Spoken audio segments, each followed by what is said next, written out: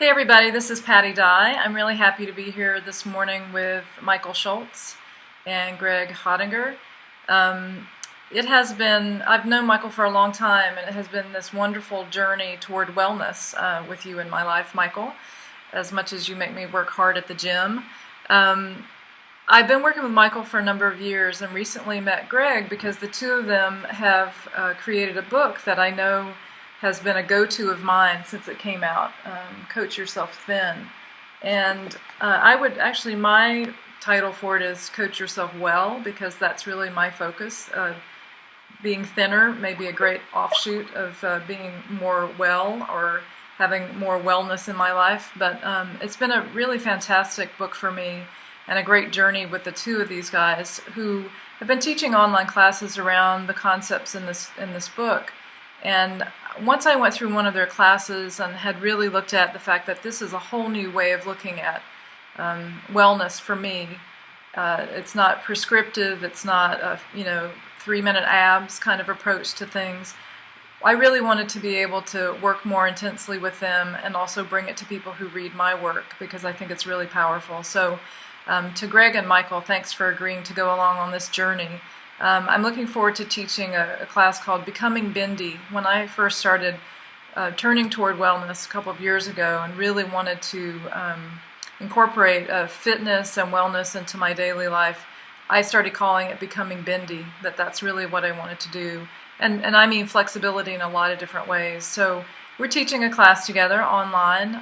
Starts October 23rd through November 28th. It's 37 days long because I in all of my work think that you can really change your life dramatically in 37 days. So it's going to be fun. We're having a lot of fun putting the class together, and I'm really looking forward to it. Once I started teaching online classes in great depth this year, I realized that the kind of community that you build around a topic like this can be very powerful, even if not face-to-face, and maybe even more so not face-to-face. There's something about working in community online that really allows people to be transparent and honest and get to the places that we need to really get to the things beneath the surface. So this class for me is an effort to bring to a larger group of people in my community a very interactive, powerful way of looking at fitness and wellness in your life.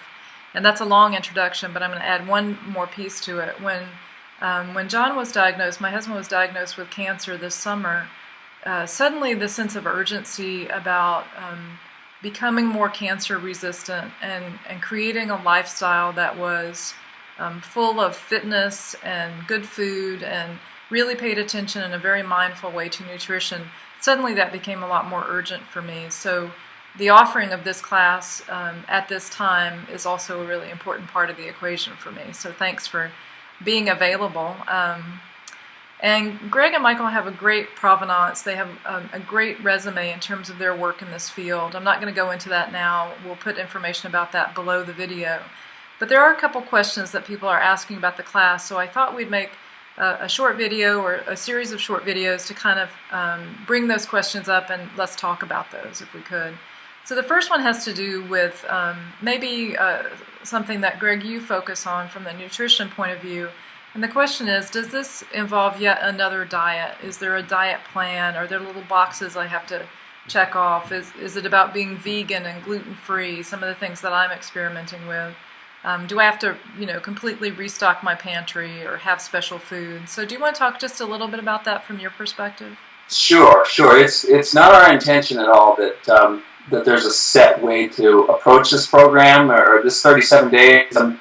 We're really thinking that, everybody's at a different stage. And so this is really looking at, it's about raising awareness in all these different ways. And so, we're going to start with just where you're at and start a conversation, really. We're going to go through little exercises that are going to raise awareness, like water intake and really discussing that in your relationship to water. We're going to talk about food.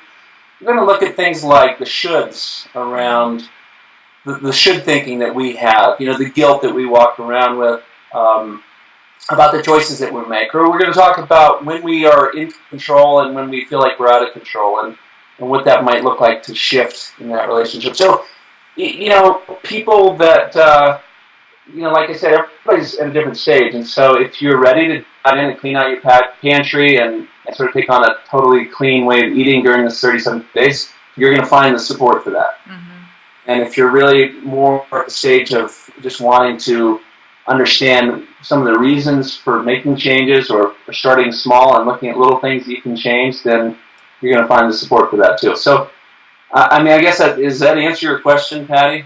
Yeah, I think it's a great way of looking at it. It's not a prescription, I guess. A lot of times we go into these programs, quote unquote, and there's a very limited number of foods that you can eat, or very special formulas that you have to follow. And what I love about your work is that that's not true. There's an encouragement to look at whole foods and clean eating, but there's not a prescription to do that. And also, Greg, one thing that comes out of your answer that I know is true from my conversations with Michael too is that, and very much in line with my work, and that is, unless we can get below the surface of things unless we can get below the behaviors of eat this, don't eat that, those kinds of things, to the things you're talking about, which is, why am I making the choices that I'm making?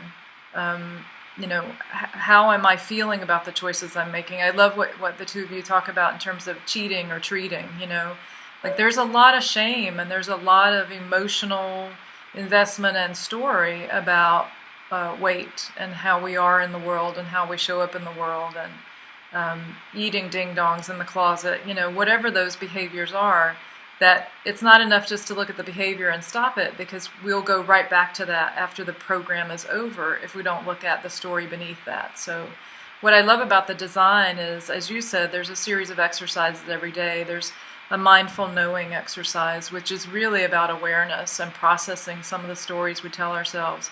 There's a mindful eating and a mindful moving exercise each day, so that we're looking at these three facets of the stories that we're telling ourselves about food and about fitness and about wellness. So yeah, thanks for that. There's a kind of a question that's in alignment with that for you, Michael, and that is, I've got physical limitations, and how rigorous, and what are we going to be doing in terms of exercise. So do you want to talk a little bit about that? Sure, Patty. And it really goes back to the word that both of you have used, which is prescription or prescriptive. And this isn't that sort of program, as people are aware, and listening to the two of you outline it. It really, our philosophy is more along the lines of anything counts, any movement counts, and it really does us no good to prescribe exercise. And that's typically what people get, just like they get a diet and they're told exactly what to eat or what not to eat.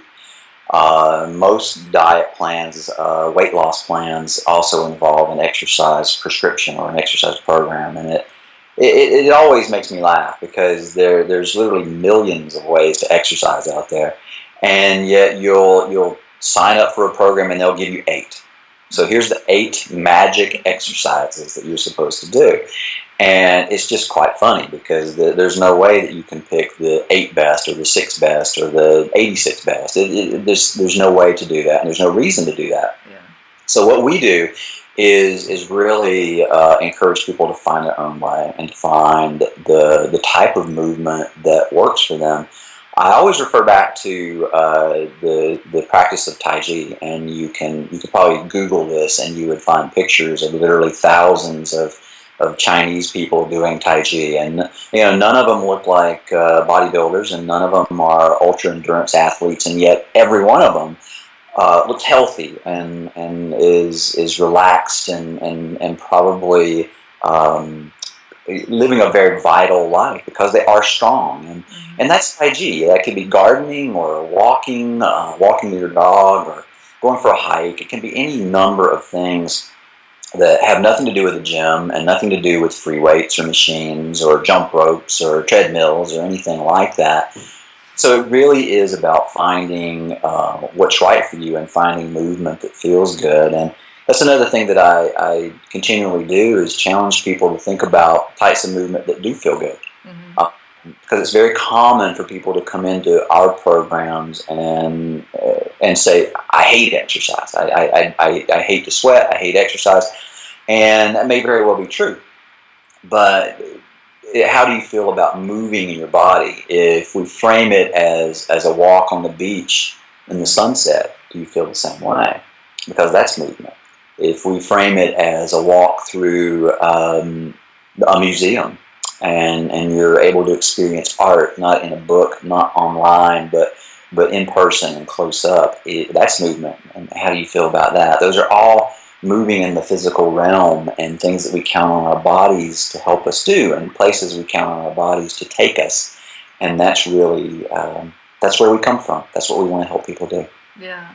You know, I think when you're talking about that, two things, Michael works with me in the gym, and he knows that my very favorite thing in the world to do is side planks. Or elbow planks. Yes. Well, I mean, the other thing that comes up for me is that as I age, and, you know, I'm aging, thankfully,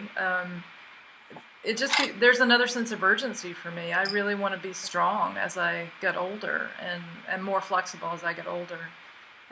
As well, and Michael knows this, and I might have told you this story, Greg. When I travel, and I used to exceptionalize travel, I used to think, well, I'm going to have this workout schedule, and then I'll take a break because I'm traveling. But then I realized I travel every week, so my life is one big break. You know, there's no, like, unless I try. And then I went through, one of the things that you talk about is all or nothing thinking. And then I went through, okay, when I travel, I'm going to work out an hour a day. I'm going to take my stuff with me, and the minute I get there, I'm going to go to the hotel gym and work out an hour a day.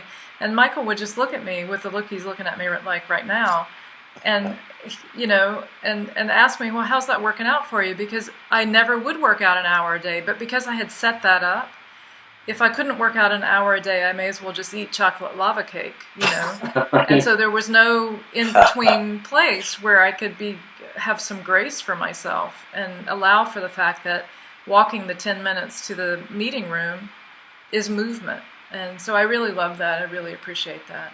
Well, what you bring up, Patty, is expectations, and I think that's really what holds people back in the area of physical activity, and food too. But your example of the hour a day is perfect, because that's what you were looking at as what was necessary to make the changes that you had in the back of your mind, and you know, your logical mind, your intellectual mind knew that, oh, well, questioned at least, what's 5 minutes going to do for me? Exactly. And that's not going to give me the results that I'm looking for. So it becomes a why bother sort of situation. So it really starts with those expectations and reframing them. Yeah, definitely. I'm going to take a break now. I want to thank the two of you for just answering some beginning questions. We'll do a couple more videos to answer some of the other questions, but for now, thanks so much. Thank you. Thanks, Pat.